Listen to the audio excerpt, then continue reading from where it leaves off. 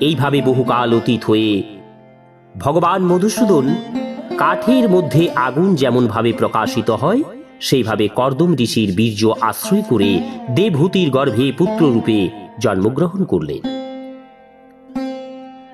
ভগবানের আবির্ভাব সময়ে আকাশে গাঢ় মেঘ বাদ্য তালে গর্জন করে জলবর্ষণ করতে লাগল। গন্ধর্বগণ গান করতে লাগল এবং অপ্সরাগণ নৃত্য করতে লাগল। আকাশ থেকে দেবতাদের দ্বারা দিব্য পুষ্প বর্ষিত হতে লাগল। দিক সকল আনন্দে উজ্জ্বল হয়ে উঠল।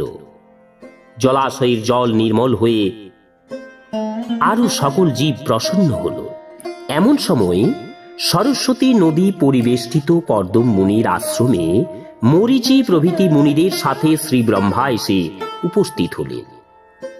হে অরিন্দম, বিদুর, শত সিদ্ধ জ্ঞান সম্পন্ন অজন্মা ব্রহ্মা বুঝতে পারলেন যে সাক্ষাৎ পরমব্রহ্ম ভগবান বিষ্ণু সাংখ্য শাস্ত্র প্রচারের জন্য স্বীয় বিশুদ্ধ সত্যময় অংশে অবতীর্ণ হয়েছেন।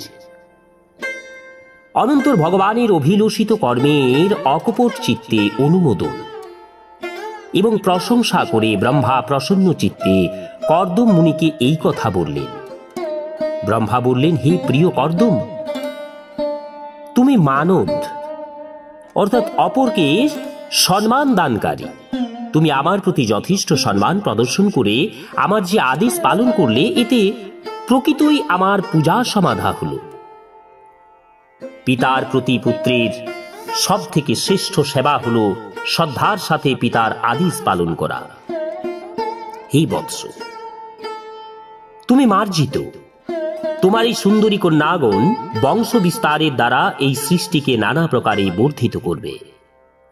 অতএব তুমি এই মরীচি প্রভৃতি ঋষিগণকে এদের চরিত্র এবং রুচি অনুসারে তোমার কন্যাদের সম্প্রদান করে জগতে তোমার কীর্তি বিস্তার করো। হে মুনিবর, আমি জানি যে সমগ্র জীবের আধার সর্বাভীষ্টপ্রদ আদি পুরুষ শ্রী নারায়ণই তার মায়া শক্তিকে অবলম্বন করে অপ্রাকৃত দেহ ধারণ করে কপিল রূপে অবতীর্ণ হয়েছে। তারপর দেবহূতিকে বললেন, হে মনুকন্যা, স্বর্ণবর্ণ কেশ, পদ্ম পলাশ লোচন, পদ্মচিহ্নে চিহ্নিত চরণ, শিশুরূপে কৈটব দৈতাদির হরণকারী ভগবান শ্রী হরি জ্ঞান বিজ্ঞান উপদেশের দ্বারা জীবগণের কর্মের মূলভূত বাসনা সকল উৎপাটন করার অভিলাষ নিয়ে তোমার গর্ভে প্রবেশ করেছেন। ইনি সকল প্রকার জ্ঞান রূপ বন্ধন ছেদন করে পৃথিবীতে স্বচ্ছন্দে বিচরণ করবেন। ইনি সিদ্ধগণের অধীশ্বর এবং সাংখ্যাচার্যগণ কর্তৃক সুপূজিত হবেন। জগতে তোমার যশ বৃদ্ধি করে ইনি কপিল নামে বিখ্যাত হবেন। মৈত্রেয় মুনি বললেন, হে বিদুর, জগৎস্রষ্টা ব্রহ্মা দেবহূতি এবং কর্দমকে এইভাবে আশ্বাস প্রদান করে নারদ ও সনকাদি কুমারদের সঙ্গে হংসযানে আরোহণ করে ব্রহ্মলোকে চলে গেলেন। ব্রহ্মার প্রস্থানের পরে তার আদেশ অনুসারে কর্দম মুনি তার কন্যাদের মরীচি প্রভৃতি প্রজাপতিদের সাথে বিধিমতো বিবাহ দিলেন। কর্দম ঋষি তার কলা নাম্নী কন্যাকে মরীচির হাতে, অনুসুয়াকে অত্রির হাতে, শ্রদ্ধাকে অঙ্গিরার হাতে এবং হবির্ভূ নাম্নী কন্যাকে পুলস্তের হাতে সম্প্রদান করলেন। পুলহকে তার অনুরূপ গতি নাম্নী কন্যাকে দান করলেন। ক্রতুর সাথে পরমাসাধ্যী ক্রিয়ার বিবাহ দিলেন। ভৃগুকে খ্যাতি নাম্নী কন্যা এবং বশিষ্ঠকে অরুন্ধতী নাম্নী কন্যাকে সম্প্রদান করলেন। অথবর্বা ঋষির সাথে শান্তির, যেই শান্তির দ্বারা যজ্ঞ সম্পন্ন করা হয়, তার সাথে বিবাহ দিলেন। এইভাবে সব বিবাহ সম্পন্ন হওয়ার পর কর্দম মুনি সেই সব সস্ত্রীক ঋষিদের নানাবিধ রত্ন এবং উপহার প্রদানাদি দ্বারা পরিতোষ সাধন করলেন। হে বিদুর, এইসব বিবাহের পর সেই সব ঋষি জামাতাগণ কর্দম মুনির অনুমতি নিয়ে বিদায় গ্রহণ করে আনন্দিত চিত্তে নিজ নিজ আশ্রমে প্রস্থান করলেন।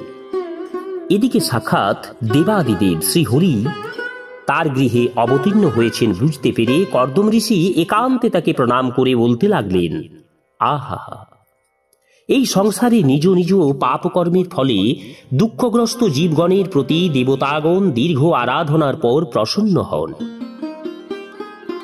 কিন্তু যোগীগণ জন্ম জন্মান্তর যাবৎ সাধনা করে সিদ্ধ হয়ে সমাহিত চিত্তে যার শ্রীচরণ দর্শন করতে প্রযত্ন করেন, নিজ ভক্তগণের রক্ষাকারী সেই শ্রীহরি আমার মতো হীন বিষয়াসক্ত ব্যক্তির দীনতর কোনো রকম বিচার না করে আজ আমার ঘরে অবতীর্ণ হয়েছেন।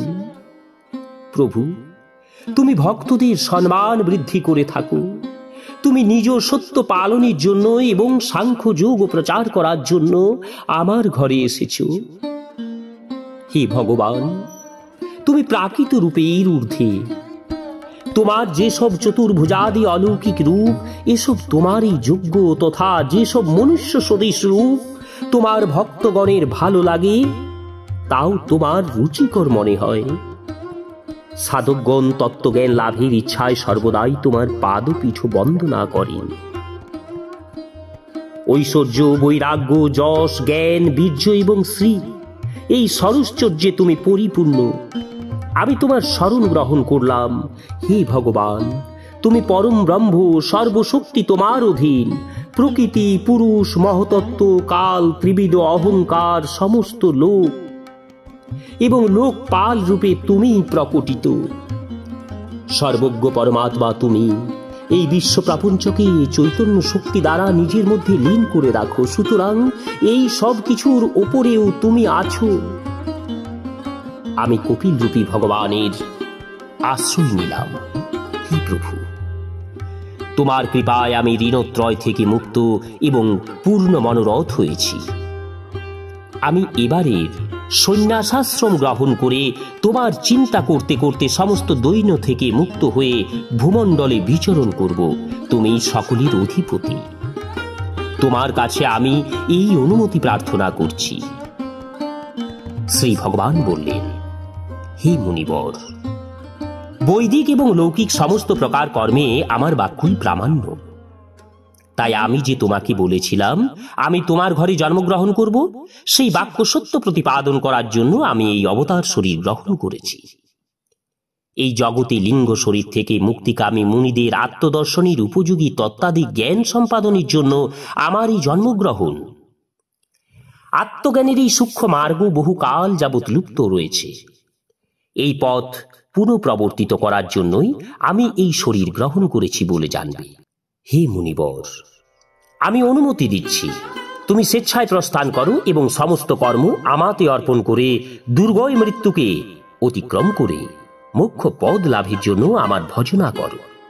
আমি স্বয়ং প্রকাশ, সকল জীবের অন্তর্যামী পরমাত্মা। সুতরাং বিশুদ্ধ বুদ্ধি দ্বারা নিজের অন্তঃকরণে আমাকে উপলব্ধি করে তুমি সকল প্রকার শোক দুঃখের জ্বালা থেকে মুক্ত হয়ে নির্ভয় পদ লাভ করবে। মাতা দেবহূতিকেও আমি সমস্ত কর্মবন্ধন থেকে নিষ্কৃতিদায়ী আত্মজ্ঞান প্রদান করতে, যাতে চিরদিনের মতো তার ভববন্ধন ভয় দূর হয়। মৈত্রেয় মুনি বললেন, ভগবান কপিলের এরূপ আদেশ পেয়ে প্রজাপতি কর্দম ঋষি তাকে প্রদক্ষিণ করে হৃষ্টচিত্তে বনগমন করলেন।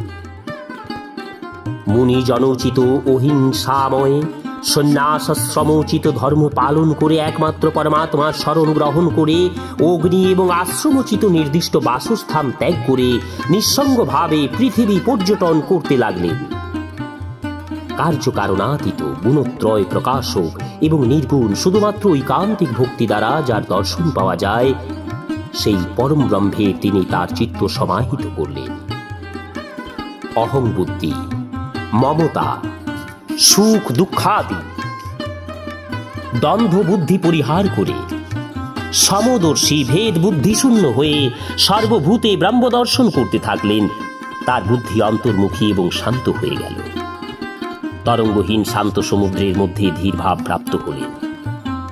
পরম ভক্তিভাবের দ্বারা সর্বান্তর্যামী সর্বজ্ঞ ভগবান বাসুদেব চিত্ত স্থির হয়ে যাওয়াতে তিনি সমস্ত বন্ধন থেকে মুক্ত হয়ে গেলেন। সর্বভূতে নিজ আত্মা শ্রী ভগবানের এবং শ্রী ভগবানের মধ্যে সর্বভূতকে দর্শন করতে লাগলেন। এইভাবে ইচ্ছাদেশ রহিত সর্বত্র সমদর্শী হয়ে ভক্তিযোগে সাধন দ্বারা কর্দম মুনি ভগবানের পরম পদ প্রাপ্ত হলেন। ওম শ্রী হরি, ওম শ্রী হরি, ওম তৎসৎ। নমস্কার, আজকের পর্ব এখানেই শেষ করছি।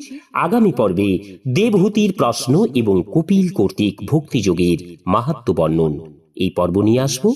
চ্যানেলে যারা নতুন তাদের অনুরোধ জানাবো, শ্রীমদ্ ভাগবত মহাপুরাণের ধারাবাহিক পর্বগুলি শ্রবণ করতে চ্যানেলের সাথে থাকুন এবং চ্যানেলটি সাবস্ক্রাইব করে রাখুন। আজ এই পর্যন্তই। সবাই হরি কৃপায় সুস্থ এবং ভালো থাকুন। ওম তৎসৎ।